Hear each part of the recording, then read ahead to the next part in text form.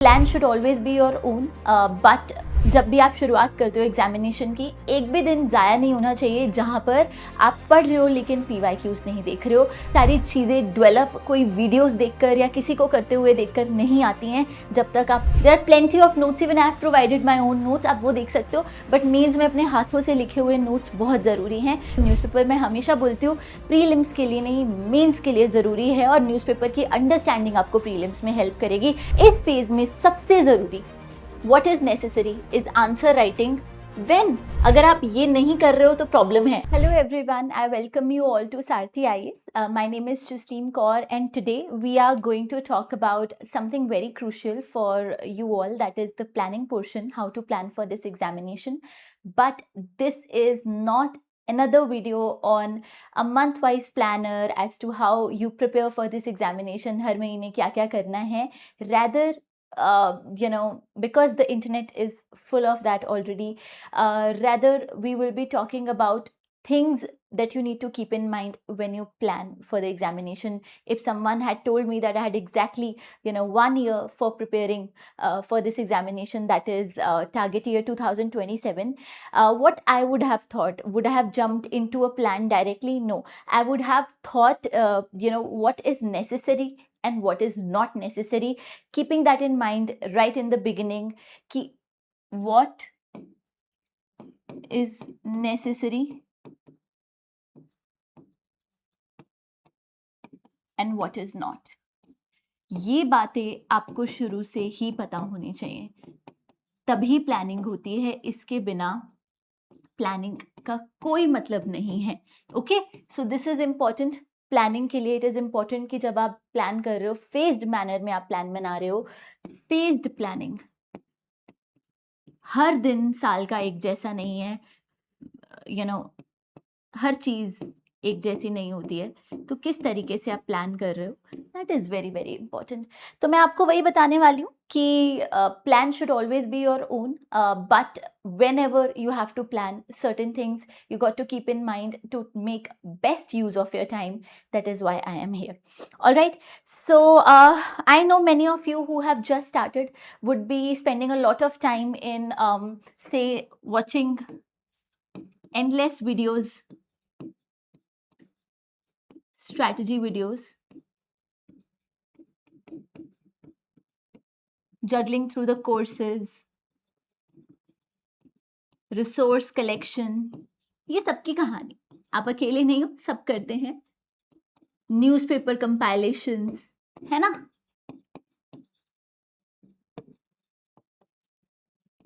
सब कर रहे होंगे ये, लेकिन कब, कहाँ, क्या, कैसे करना है, टाइमिंग बहुत मैटर करती है। तो हमने ये चीज़ जानी है, और कुछ और तो making beautiful notes out of it, something that I had also done.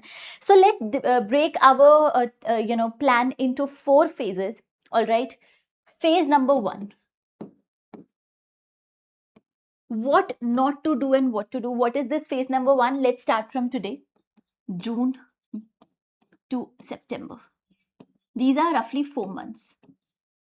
This is a phase of big picture formation. And आपको मैं बता दूं, ये टाइम कभी वापस नहीं आएगा। मैक्सिमम मिस्टेक्स हम इसी फेज में करते हैं। मैक्सिमम चीजें, जब कोई भी आपको दीवार खड़ी करनी होती है, तो उसकी नींव स्ट्रांग होनी बहुत मजबूत है। यही आपकी नींव का टाइम पीरियड है, दीज 4 months। अगर किसी ने इसको सीज कर लिया तो चीज़ें बहुत आसान हो जाती हैं। अगर यहीं पे गलती हो गई तो समझो साल आपका टॉपसी टर्वी ही रहेगा। यहाँ पर बहुत इंपॉर्टेंट है, नेसेसरी है ये समझना कि क्या करना है और क्या नहीं करना है। What is necessary? Two things I would say. One is conceptual clarity and understanding exam, CSC exam. What do I mean by conceptual clarity? ये 4 महीने आपको अपने जो फंडामेंटल जीएस के सब्जेक्ट्स है उनको कंप्लीट करना है। बिग पिक्चर फॉर्मेशन, उनकी conceptual clarity, चाहे it takes a video, it takes a book, whatever, आपको 6 फंडामेंटल सब्जेक्ट्स, 4 टू मिनिमम तो करने ही है, 4 से 6 fundamental subjects, that is your polity, history, geography, economy, science and tech, environment, ये subjects एक बार पढ़ लेने, और साथ ही आपको ऑप्शनल की फाउंडेशन कर लेनी है, क्योंकि ऑप्शनल काफ़ी लंबा सब्जेक्ट होता है, तो उसकी एक फाउंडेशन शुरू कर देनी चाहिए। दूसरा जो बहुत स्टूडेंट्स इग्नोर करते हैं, that is understanding the CSC exam कहाँ से होगा, पीवाईक्यू। आपका एक भी दिन, जब भी आप शुरुआत करते हो एग्जामिनेशन की, एक भी दिन ज़ाया नहीं होना चाहिए जहाँ पर आप पढ़ रहे हो लेकिन पीवाईक्यूज़ नहीं देख रहे हो। पीवाईक्यूज़ का जो हम एनालिसिस करते हैं वो एक दिन या 2 दिन में बैठकर नहीं होगा। आप पीवाईक्यूज़ को 1 दफ़े नहीं, 2 दफ़े नहीं, कई बार आपको उसको देखना पड़ेगा, तब जाके आपको पैटर्न समझ में आएँगे। सारी चीज़ें डेवलप कोई वीडियोज़ देखकर या किसी को करते हुए देखकर नहीं आती हैं, जब तक आप उसके साथ खुद एंगेज ना करो। तो understanding CSE, why brainstorming PYQs and what's not necessary, ये भी जानना ज़रूरी है क्योंकि टाइम लिमिटेड होता है। अगर ये करना है तो समय चाहिए और बाकी चीज़ों में डिस्ट्रैक्टेड नहीं होना है। देखो, इस फेज़ में न्यूज़पेपर इज़ ऑप्शनल। यहाँ पर क्योंकि आप सब्जेक्ट पहली बार पढ़ रहे हो, तो न्यूज़पेपर इज़ ऑप्शनल। आप अपने फंडामेंटल्स पहले स्टिक करो, न्यूज़पेपर अपने आप डेवलप करेंगे हम, न्यूज़पेपर स्किल अच्छे से डेवलप करेंगे धीरे-धीरे। And secondly, chasing endless test कोई ज़रूरत नहीं है। पीवाईक्यू कर रहे हो, काफ़ी है। ये बात हो गई आपकी फेज़ 1 की, जब भी आप प्लान करो, ये चीज़ दिमाग में रखो।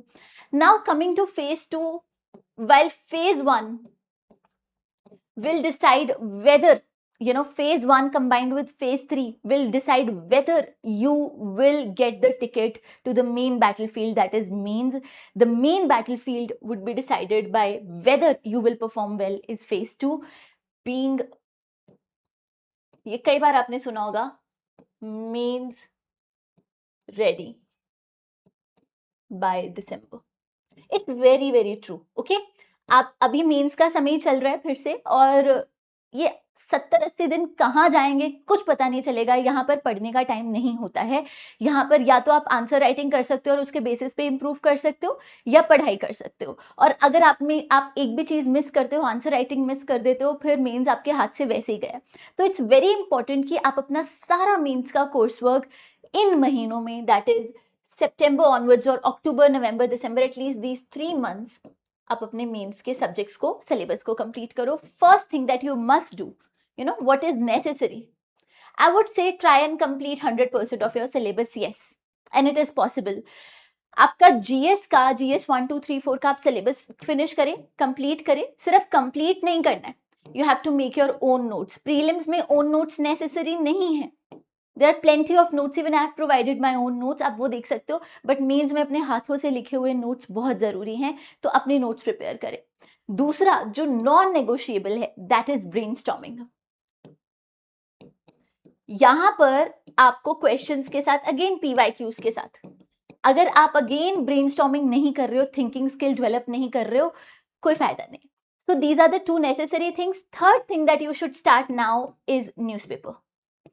क्योंकि न्यूज़पेपर से अब कॉन्टेक्स्ट एस्टैब्लिशमेंट हो जाएगी। 1 घंटा न्यूज़पेपर को देना शुरू करो। न्यूज़पेपर मैं हमेशा बोलती हूँ प्रीलिम्स के लिए नहीं, मेंस के लिए ज़रूरी है, और न्यूज़पेपर की अंडरस्टैंडिंग आपको प्रीलिम्स में हेल्प करेगी। डायरेक्टली आप, इट्स वेरी टीडियस जर्नी कि सिर्फ न्यूज़पेपर पढ़कर आप प्रीलिम्स के लिए प्रिपेयर कर लो। उसके लिए आपको कंपाइलेशंस वगैरह करनी पड़ेंगी इन वन वे और another.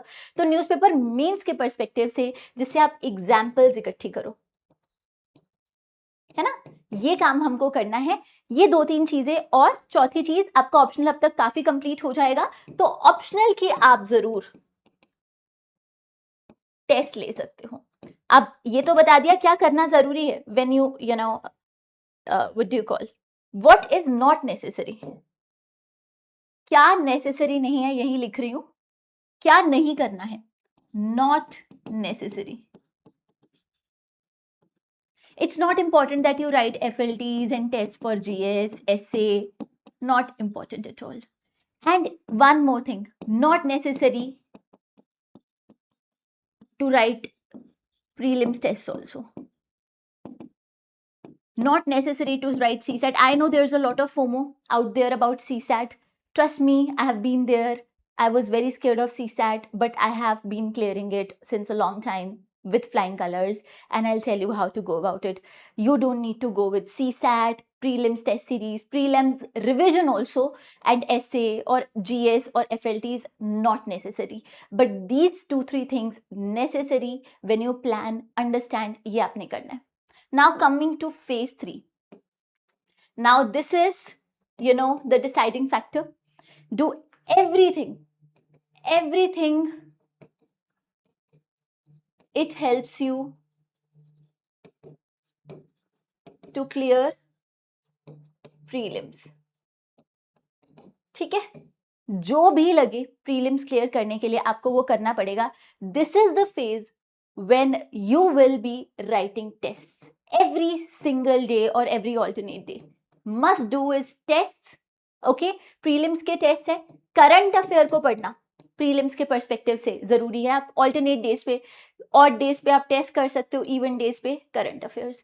And CSAT every day at least 1 hour every day. You are gonna be fine. ठीक है, ये हमने करना है. फिर बाकी दिन ये 2-3 घंटे निकाल कर revise your basics. Don't go anywhere else. And what's not necessary but you can still do if you find time. And beginners नहीं कर पाएंगे बट जो वेटरन्स हैं, जो कब से प्रिपेयर कर रहे हैं, वो कर सकते हैं. दैट इज मेंस प्रिपरेशन को कंटिन्यू करना, आंसर राइटिंग करना, है ना. ये सब जरूरी नहीं है. और what's not necessary is also writing 50-60 test. Not necessary. आप 20 to 30 टेस्ट भी लगा लोगे, you are gonna be fine. PYQs भी आप लगा लोगे तो you are gonna be fine. But ये नेसेसरी नहीं है. तो ये जो 4-5 महीने हैं, 6 महीने काफ़ी हैं प्रीलिम्स के लिए, क्योंकि मेंस में आपने बहुत अच्छे से तैयारी करी हुई है, प्रीलिम्स में आपने फाउंडेशन स्ट्रॉन्ग करी है, कंसेप्ट्स क्लियर है. अब कंसोलिडेशन फेज है. कंसोलिडेशन यहीं पे होता है और एग्जाम से एग्जैक्टली 4-5 मंथ्स पहले ही आप उस फेज में आ पाते हो. नहीं तो चीज़ें आप बार बार रिवाइज करते भी रहोगे, भूलेंगी.